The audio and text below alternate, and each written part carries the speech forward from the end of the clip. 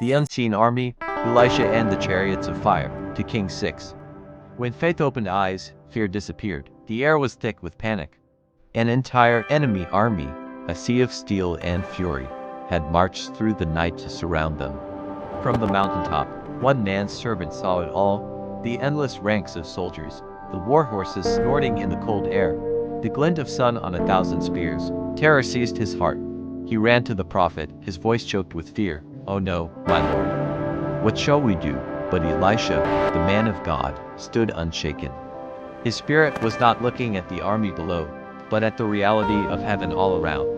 He spoke with a calm that defied the circumstances, a peace that commanded the atmosphere. "Do not be afraid," he said, his voice a steady anchor in the storm of fear. "Those who are with us are more than those who are with them."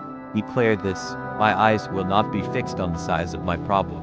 I will not partner with the spirit of fear. Those with us are more." The servant could only see the threat.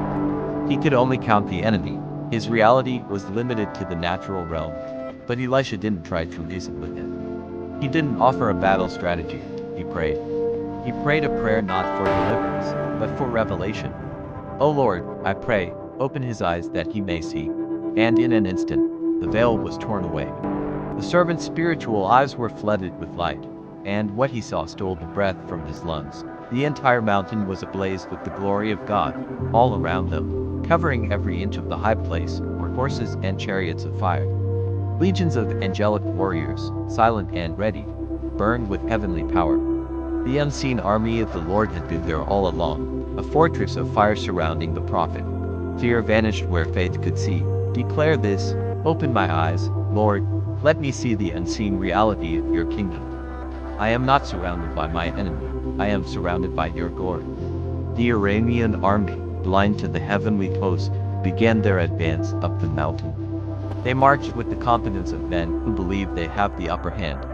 But Elisha stood as a gatekeeper between two realms. He lifted his voice to heaven again, not against the men, but against their wicked intention.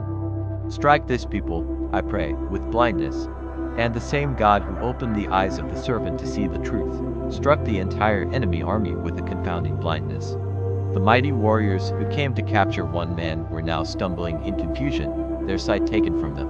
"Declare this: the plans of the enemy are now struck with blindness. Every assignment against my destiny will lose its direction. Confusion will cover my adversaries, but I will walk in divine clarity."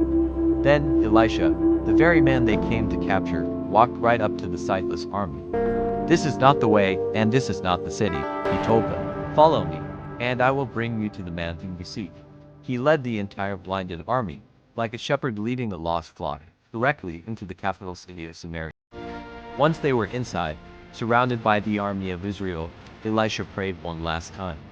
"Lord, open the eyes of these men, that they may see." Their vision returned in a flash, and they saw. They saw that their trap had become their prison. They were utterly helpless, surrounded by the very people they had come to conquer. The God who commands the unseen had turned their own strategy against them, leading them not to victory, but to a stunning display of his absolute power and mercy. If this word lit a fire in your spirit, don't just scroll, subscribe. Join the FireTongues family and keep your flame burning. Our Faith Warrior merch is waiting for you. Check the comments link below.